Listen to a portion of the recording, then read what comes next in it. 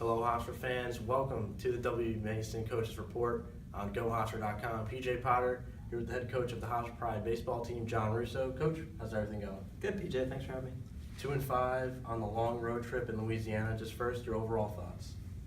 I thought we played hard for 7 games. I thought at the end of the day we were 2 runs away from having 4 wins. Played well. I thought did okay until the last game of the series against Grambling, but up until then I thought we played really good baseball. A very tough loss to Louisiana Lafayette, 1-0, but the bright spot being Teddy Sillis, 1 earned run over 5 innings, 6 strikeouts. What was working for him in that game? Teddy had he's been working on a changeup, and I think he was able to effectively use it in that game for the first time. And he always has a good fastball. Teddy's super competitive. He's really tough. Has a good breaking ball at times, but I thought the changeup was his biggest addition to his artillery that made him a lot tougher in that outing. Your first win coming against Nichols State, a 10-3 victory. John Rooney, a bounce-back outing, 5 shutout innings after allowing 5 earned runs. What adjustments were made from that first start to the second? Rooney pitched really well in the first outing. I'd almost argue that he had better stuff the Friday night against Murray than he did against Nichols. Murray ended up being a lot better team on paper than I think what people might give him credit for or what they were, but Rooney had good stuff. They just could really swing the bats, and against Nichols out there, he came in really fired up. It was the host team. It was their classic. It was an ESPN3 game. John just had a lot of energy. He threw really well, had a good fastball going. I think it hurt him a little bit, having so much energy and stuff early that he wasn't able to build on his last start and up his pitch count. I think he got to about 80 pitches and was really tired and really worn out, so he didn't conserve energy very well. But listen, John Rooney's learning every day, and I think the next time he'll be in that situation, he'll be ready and better for it. Following that game, another win, this time led by Jorge Marrero, 7 shutout innings, taking the spot of Chris Weiss as a starter. What was your thought process in changing up the weekend rotation so quickly in the year? Chris had got a sinus infection and gave him a little bit of vertigo, and I think that came into his outing with the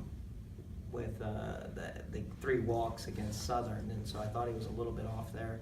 But then, George, somebody we just wanted to see more of, and so we thought by getting him the start, we could at least extend him out. We knew what we had in Chris Weiss, so it worked out really well. But George was incredible. I think it was like 70 strikes, 99 pitches. Maintained velocity all.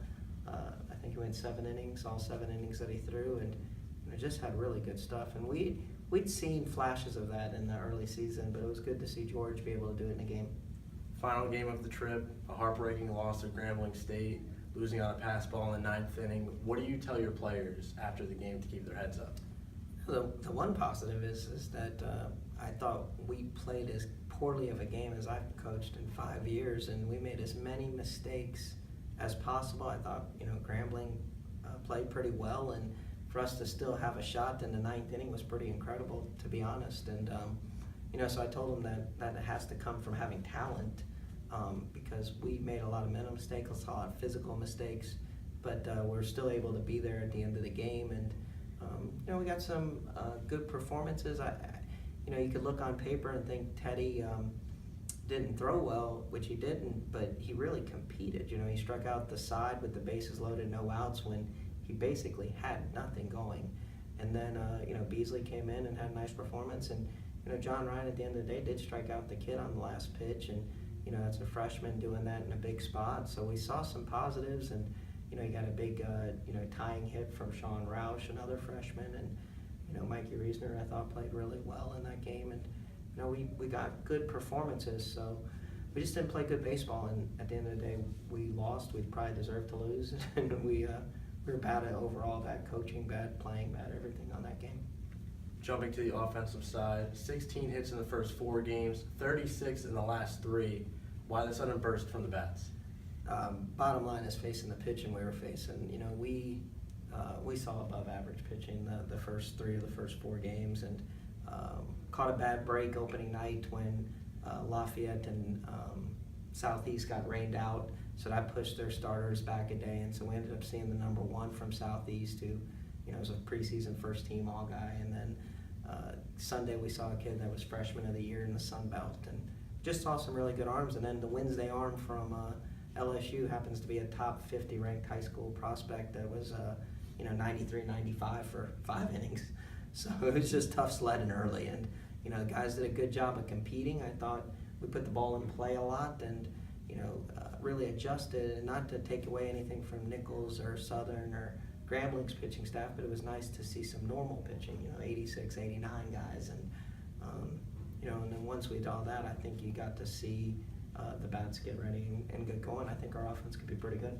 Nick Batari got hot over that stretch, 7 hits in 3 games. Can we expect this from him all year in the middle of the lineup? I think Nick needs to become that. We've all talked about Nick. Everybody's knows the potential Nick has. It was really good to see Nick put that 3 games in a row together like that. I think for us to be a good offense, we need Nick to become that. So Nick Batari knows the importance he has to Hofstra baseball. We think he has the talent to continue to do this, and we'll see it day by day and see if he can keep going.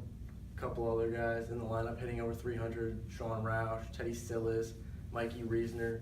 Now, compared to years past, how strong is this lineup collectively?